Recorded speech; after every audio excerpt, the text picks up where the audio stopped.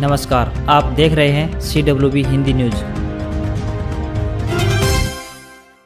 नकल के सहारे डिप्लोमा इन एजुकेशन यानी डीएड की परीक्षा देने पहुंचे 14 भावी गुरुजी वीरवार को उड़न दस्तों ने पकड़े। ऐसे में इनसे पढ़ने वाले विद्यार्थियों का क्या होगा, आप खुद ही समझ सकते हैं। हरियाणा विद्यालय शिक्षा बोर्ड द्वारा प्रदेश भर में संचालित करवाई जा रही डीएड व डीएलएड प्रवेश वर्ष 2016-18, 2017-19, 2018-20 व प्रवेश वर्ष 2019-21 रीअपियर व विशेष अवसर परीक्षा में गुरुवार को अनुचित साधन के 14 मामले दर्ज किए गए।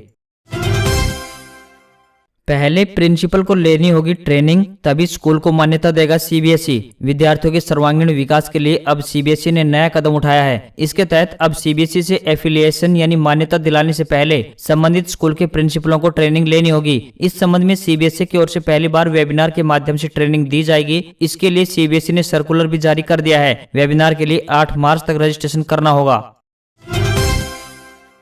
किसानों और पशुपालकों को बायोगैस प्लांट लगाने पर मिलेंगे 12,000 रुपए। कृषि एवं किसान कल्याण विभाग द्वारा किसानों पशुपालकों को बायोगैस प्लांट लगाने पर 12,000 रुपए की राशि अनुदान के तौर पर दी जा रही है। यह जानकारी देते हुए खंड कृषि अधिकारी डॉक्टर संजय कुमार ने बताया कि किसान बायोगैस प्लांट के माध्यम से गोबर की शुद्ध देसी खाद प्राप्त कर सकते हैं। उन्होंने बताया कि इस खाद से भूमि में सूक्ष्म तत्वों की पूर्ति व ऑर्गेनिक कार्बन की बढ़ोतरी प्राप्त कर सकते हैं। इस खाद से खरपतवार व दीमक पर भी अंकुश लगेगा। उन्होंने बताया कि कच्ची गोबर की खाद डालने से दीमक व खरपतवार की बढ़ोतरी होती है। बायोगैस प्लांट लगाकर पशुपालक किसान इसे ईंधन के रूप में भी प्रयोग कर सकते हैं।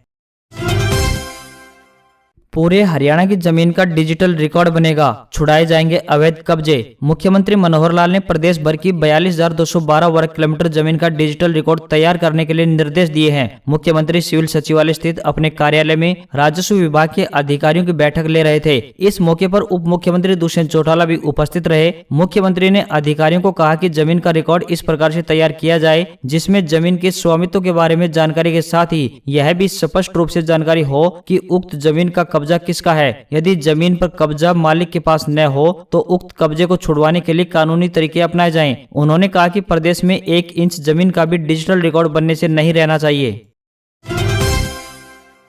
हरियाणा का चरखी दादरी भारत के इतिहास के सबसे भयंकर विमान हादसे का गवाह है। 24 साल पहले चरखी दादरी के गांव टिकाण कला में मालवाहक विमान और यात्री विमान के बीच टक्कर हो गई थी। हादसा 12 नवंबर 1996 की शाम को हुआ था। सऊदी अरेबिया एयरलाइंस और कजाकिस्तान एयरलाइंस के 2 हवाई जहाज आसमान में टकरा गए थे। इसके बाद इनमें से एक जहाज टिकाण कला के खेतों में गिरा था। इस हादसे में 349 लोगों की मौत हुई थी। इस हादसे को दुनिया की प्रमुख हवाई दुर्घटनाओं में शामिल किया जाता है। अब चरखी दादरी प्रशासन इस हादसे में मारे गए लोगों की स्मृति को संजोने का काम शुरू करने जा रहा है। विमान हादसे में मारे गए 349 लोगों की स्मृति में टिकाण कला में स्मारक और पर्यटन केंद्र बनाया जाएगा। स्मारक और पर्यटन केंद्र के लिए 15 से 20 एकड़ जमीन की तलाश की जा रही है। प्रदेश सरकार से मंजूरी के बाद केंद्र सरकार के विमानन मंत्रालय, सऊदी अरब और कजाकिस्तान के दूतावास से भी मदद ली जाएगी।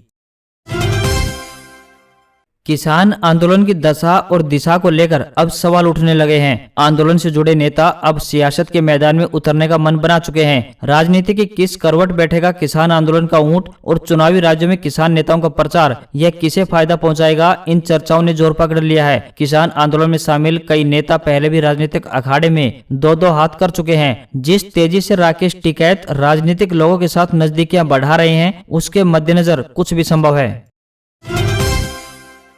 हरियाणा में 534 संस्कृत के पोस्ट ग्रेजुएट टीचर यानी पीजीटी की भर्ती के लिए आवेदन प्रक्रिया आरक्षण के फेर में फंस गई है। राज्य कर्मचारी चयन आयोग ने 10 फरवरी को 534 संस्कृत अध्यापकों की भर्ती के लिए 6 मार्च तक आवेदन मांगे थे। इसमें आयोग ने सामान्य वर्ग के लिए 325, अनुसूचित जाति के लिए 119, पिछड़ा वर्ग ए श्रेणी के लिए 59 और पिछड़ा वर्ग बी श्रेणी के लिए 31 सीट दर्शाई थी। मगर अचानक 16 फरवरी को इस आवेदन प्रपत्र को बदलकर नया जारी कर दिया गया। इसमें सामान्य वर्ग के लिए 210, अनुसूचित जाति के लिए 239, पिछड़ा वर्ग ए श्रेणी के लिए 83 और पिछड़ा वर्ग बी श्रेणी के लिए महज 2 सीटों के लिए आवेदन मांगे। इससे नाराज पिछड़ा वर्ग बी श्रेणी के एक आवेदक अनिल कुमार ने राष्ट्रीय पिछड़ा वर्ग को शिकायत कर दी। पिछड़ा वर्ग आयोग की तरफ से गए नोटिस में यह जवाब मांगा गया है कि पिछड़ा वर्ग बी श्रेणी में पहली बार कर्मचारी चयन आयोग ने किस आधार पर 534 सीटों में से 31 आरक्षित की थी और अब किस आधार पर इनकी संख्या 31 से घटाकर 2 कर दी गई है। इस आवेदन में आर्थिक रूप से पिछड़े वर्ग को भी कोई आरक्षण नहीं मिला है।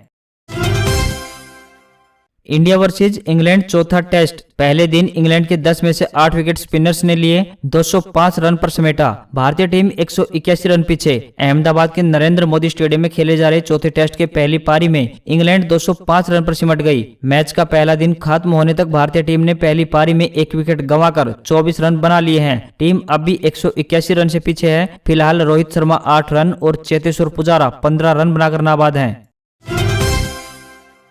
वेस्टइंडीज ने श्रीलंका के खिलाफ गुरुवार को खेले गए टी20 मुकाबले को 4 विकेट से जीत लिया। यह मैच का काफी रोमांचक रहा। इस एक मुकाबले में श्रीलंका के ऑफ स्पिनर अकीला धनंजय ने अपने दूसरे ओवर में हैट्रिक लेकर वेस्टइंडीज टीम को मुश्किल में डाल दिया था। इसके बाद वे अपना तीसरा ओवर लेकर आए, जिसमें वेस्टइंडीज के कप्तान कीरोन पोलार्ड ने लगातार 6 छक्के लगाकर मैच पलट दिया। वे इंटरनेशनल टी20 में युवराज सिंह के बाद लगातार 6 छक्के लगाने वाले दूसरे बैट्समैन बन गए हैं।